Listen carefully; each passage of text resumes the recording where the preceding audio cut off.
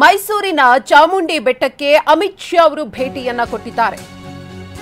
ಮೈಸೂರಿನ ಚಾಮುಂಡಿ ಬೆಟ್ಟಕ್ಕೆ ಕೇಂದ್ರ ಗೃಹ ಸಚಿವ ಅಮಿತ್ ಶಾ ಅವರು ಭೇಟಿಯನ್ನ ಕೊಟ್ಟಿದ್ದಾರೆ. ಸುತ್ತೂರು ಮಠದಿಂದ ನೇರವಾಗಿ ಚಾಮುಂಡಿ ದೇಗುಲಕ್ಕೆ ಅಮಿತ್ ಶಾ ತೆರಳಿದ್ದಾರೆ. ಚಾಮುಂಡೇಶ್ವರಿಯ ದರ್ಶನವನ್ನ ಪಡೆದಿದ್ದಾರೆ ಚುನಾವಣಾ ಚಾಣಕ್ಯ ಅಮಿತ್ ಶಾ.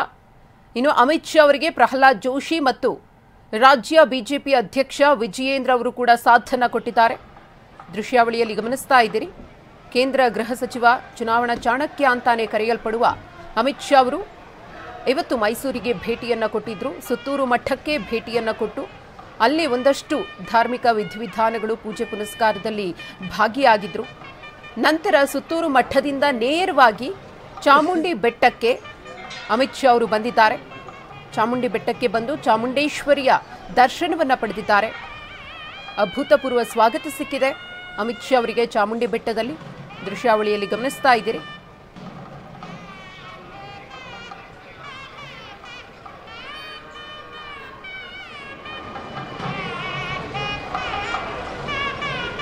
ಸ್ವಲ್ಪ ಹಿಂದೆ ಸರ್, ಸ್ವಲ್ಪ ಹಿಂದೆ.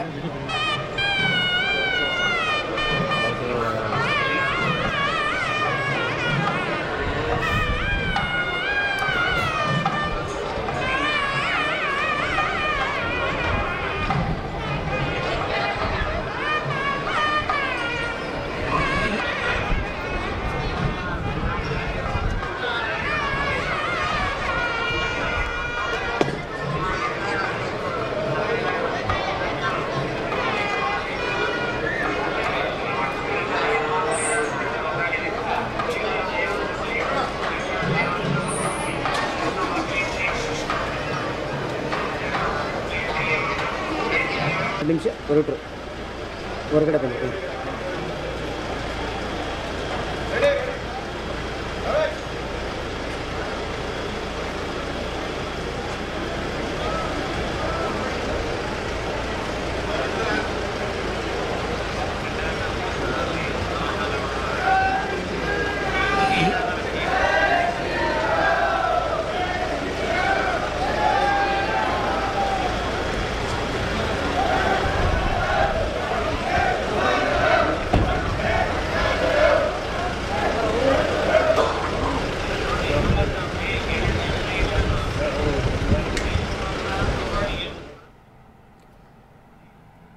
ಅಮಿತ್ ಶಾ ಅವರು ಚಾಮುಂಡಿ ಬೆಟ್ಟಕ್ಕೆ ಆಗಮಿಸಿದಂತಹ ದೃಶ್ಯಾವಳಿಗಳನ್ನು ಗಮನಿಸ್ತಾ ಇದ್ದೀರಿ. ಸುತ್ತೂರು ಮಠದಲ್ಲಿ ಪೂಜೆ ಪುನಸ್ಕಾರವನ್ನ ನೆರವೇರಿಸಿ ಒಂದಷ್ಟು ಧಾರ್ಮಿಕ ವಿಧಿವಿಧಾನಗಳ ಆಚರಣೆಯಲ್ಲಿ ಭಾಗಿಯಾಗಿ ಅಲ್ಲಿ ಗೌರವವನ್ನು ಸ್ವೀಕರಿಸಿದ ನಂತರ ನಾಡ ಅಧಿದೇವತೆ ಚಾಮುಂಡಿ ಬೆಟ್ಟಕ್ಕೆ ಅಮಿತ್ ಶಾ ಅವರು ಬರ್ತಾರೆ. ಅವರನ್ನ ಅದ್ಧೂರಿಯಾಗಿ ವೆಲ್ಕಮ್ ಕೂಡ ಮಾಡಿಕೊಳ್ಳಲಾಗುತ್ತೆ.